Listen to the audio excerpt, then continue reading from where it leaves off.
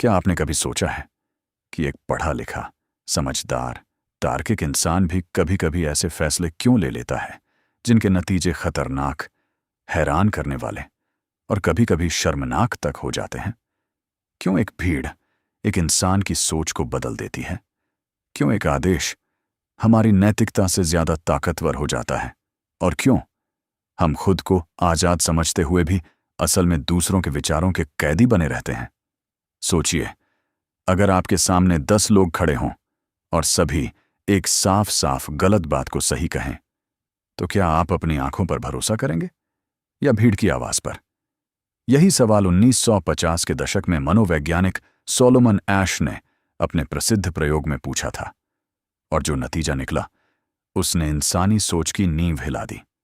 आज हम जानेंगे क्यों इंसान भीड़ के सामने झुक जाता है, कैसे शब्द हमारे दिमाग को नियंत्रित करते हैं और कैसे हम इन मानसिक जालों से खुद को बचा सकते हैं। यह सिर्फ मनोविज्ञान नहीं, यह हमारी रोजमर्रा की जिंदगी की सच्चाई है, और यही गहरी सच्चाइयां हमें सिखाती है द सोशल एनिमल नाम की प्रसिद्ध किताब। Part 1, conformity. भीड़ के आगे झुकता इंसान। कल्पना कीजिए, आप एक कमरे में बैठे हैं। आपके सामने 3 रेखाएं हैं, एक लंबी, एक छोटी और एक मध्यम। सवाल आसान है, सबसे लंबी कौन सी है?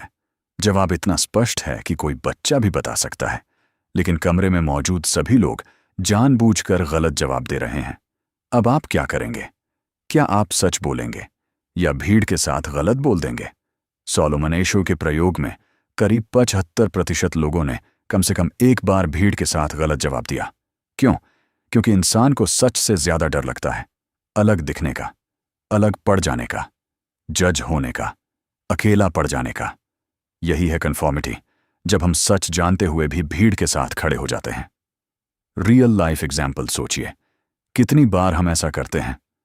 ऑफिस में गलत बात पर चुप रहना, दोस्तों के दबाव में गलत निर्णय लेना, सोशल मीडिया ट्रेंड देखकर राय बदल लेना।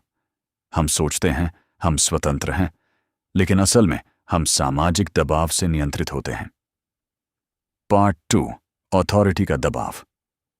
भीड़ ही नहीं, अधिकार भी इंसान को झुका देता है।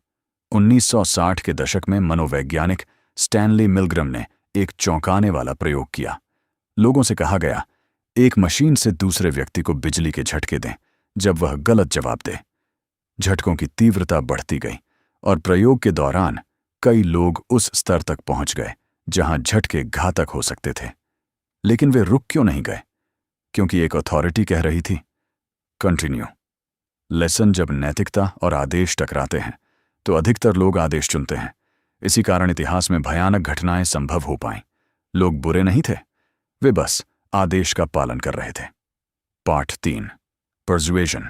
शब्दों की ताकत। हम सोचते हैं, हम तर्क से फैसले लेते हैं, लेकिन सच यह है हम भावनाओं से प्रभावित होते हैं। राजनीति, विज्ञापन, सोशल मीडिया, सब इसी मनोविज्ञान पर चलते हैं। एक झूठ अगर बार बार दोहराया जाए तो धीरे धीरे सच लगने लगता है। इसे कहते हैं illusion of truth effect. How it works. हम 3 चीजों से जल्दी प्रभावित होते हैं: भावनात्मक कहानी, बार बार दोहराव, भरोसेमंद स्रोत। यही कारण है कई बार हम बिना सोचे मान लेते हैं जो हमें बार बार सुनाया जाता है। Part 4, inoculation theory. बचाव कैसे करें? अगर आपको पहले से पता हो कि कोई आपको प्रभावित करने की कोशिश करेगा तो आप ज्यादा सतर्क हो जाते हैं। यही है इनॉक्यूलेशन थ्योरी। जैसे वैक्सीन बीमारी से लड़ना सिखाती है, वैसे ही जागरूकता प्रोपेगेंडा से बचाती है। Practical TIP. जब भी कोई जानकारी सुने, तुरंत विश्वास मत करें, स्रोत जांचें, भावनात्मक प्रतिक्रिया रोकें। Part 5, social cognition. दिमाग के शॉर्टकट। हमारा दिमाग हर चीज का गहराई से विश्लेषण नहीं करता। वह शॉर्टकट्स का उपयोग करता है जिन्हें कहते हैं ह्यूरिस्टिक्स। इसी से जन्म लेते हैं stereotypes, biases, quick judgements, common biases, confirmation. Bias, हम वही मानते हैं जो पहले से मानते हैं। फंडामेंटल एट्रीब्यूशन एरर, दूसरों की गलती बराबर उनका स्वभाव, अपनी गलती बराबर परिस्थिति। Part 6, cognitive dissonance.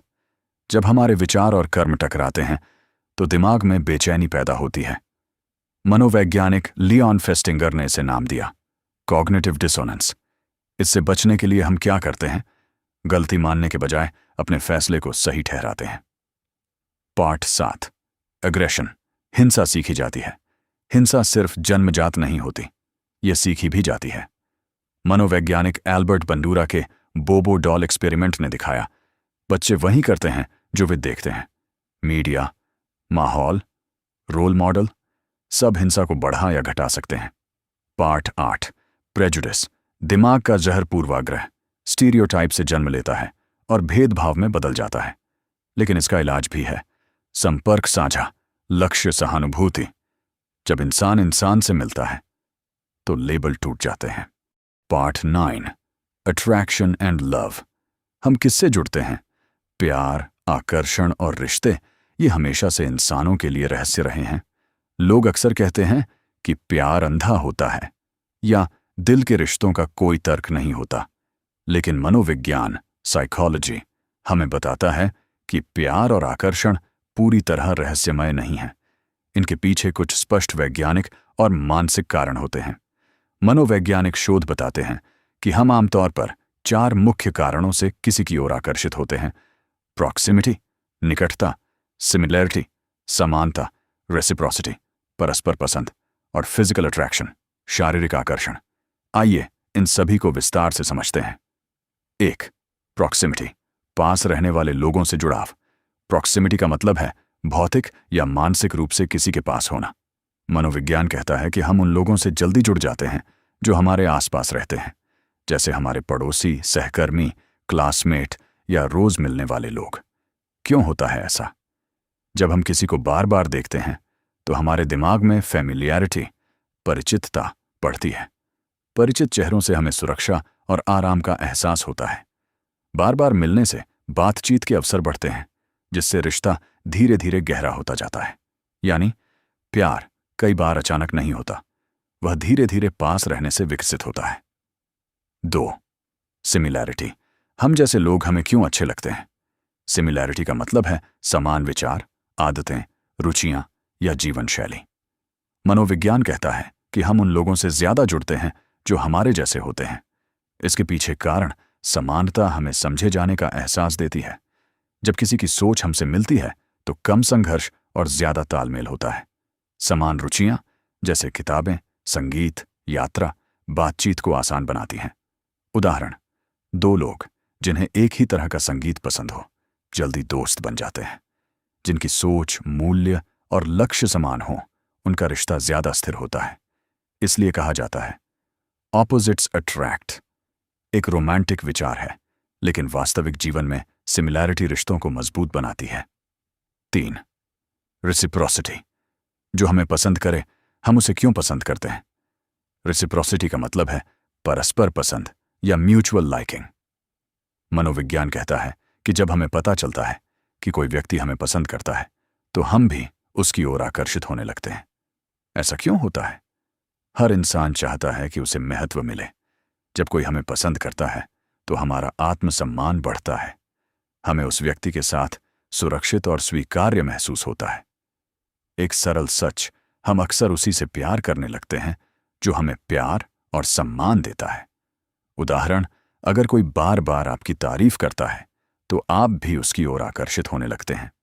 जो व्यक्ति आपकी परवाह करता है उसके साथ भावनात्मक जुड़ाव जल्दी बनता है। यानी प्यार सिर्फ एक तरफा आकर्षण नहीं होता, वह दोनों तरफ से मिलने वाले भावनात्मक संकेतों का परिणाम होता है। 4 फिजिकल अट्रैक्शन, शारीरिक आकर्षण की भूमिका। फिजिकल अट्रैक्शन यानी किसी की सुंदरता, व्यक्तित्व, स्टाइल या बॉडी लैंग्वेज से आकर्षण।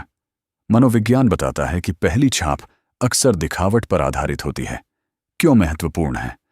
सुंदरता देखकर दिमाग तुरंत सकारात्मक प्रतिक्रिया देता है। हम अक्सर आकर्षक लोगों को अधिक आत्मविश्वासी, बुद्धिमान और सफल मान लेते हैं। इसे हेलो इफेक्ट कहा जाता है, जहां एक गुण देखकर हम बाकी गुण भी अच्छे मान लेते हैं। लेकिन एक महत्वपूर्ण सच, फिजिकल अट्रैक्शन अक्सर रिश्ते की शुरुआत करता है, लेकिन लंबे समय तक रिश्ता चलाने के लिए भावनात्मक जुड़ाव जरूरी होता है।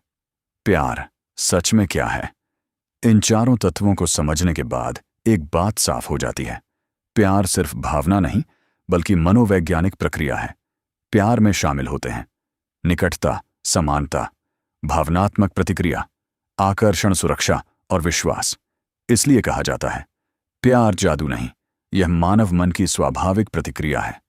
आधुनिक समय में आकर्षण क्यों बदल रहा है? आज के डिजिटल युग में प्रॉक्सिमिटी का मतलब सिर्फ भौतिक दूरी नहीं रहा। सोशल मीडिया और ऑनलाइन बातचीत ने वर्चुअल प्रॉक्सिमिटी बना दी है। अब लोग दूर रहकर भी भावनात्मक रूप से करीब हो सकते हैं, लेकिन फिर भी सिमिलैरिटी और रेसिप्रोसिटी आज भी सबसे महत्वपूर्ण कारक हैं। प्यार के बारे में कुछ मनोवैज्ञानिक सच। हम अक्सर उस व्यक्ति को चुनते हैं जो हमें सुरक्षित महसूस कराए। अकेलापन आकर्षण को बढ़ा देता है। समान जीवन लक्ष्य रिश्तों को स्थायी बनाते हैं। समय के साथ फिजिकल अट्रैक्शन कम और इमोशनल बॉन्डिंग ज्यादा महत्वपूर्ण हो जाती है। निष्कर्ष, आकर्षण और प्यार कोई रहस्य नहीं है। मनोविज्ञान स्पष्ट रूप से बताता है कि हम उन लोगों से जुड़ते हैं जो हमारे पास रहते हैं, हमारे जैसे होते हैं, हमें पसंद करते हैं, हमें आकर्षक लगते हैं। लेकिन सबसे गहरी सच्चाई यह है, प्यार का असली आधार है समझ, सम्मान और भावनात्मक जुड़ाव। जब ये तीनों मौजूद होते हैं तो रिश्ता सिर्फ आकर्षण नहीं रहता, वह जीवन भर का साथ बन जाता है। यह सभी शोध हमें एक सच्चाई बताते हैं, हम जितना खुद को स्वतंत्र समझते हैं उतने हैं नहीं। हमारी सोच, हमारे फैसले, हमारी भावनाएं सब सामाजिक प्रभाव से निर्मित होते हैं। लेकिन यही मनोविज्ञान हमें उम्मीद भी देता है, क्योंकि जब हम जागरूक हो जाते हैं तो हम भीड़ से ऊपर उठ सकते हैं।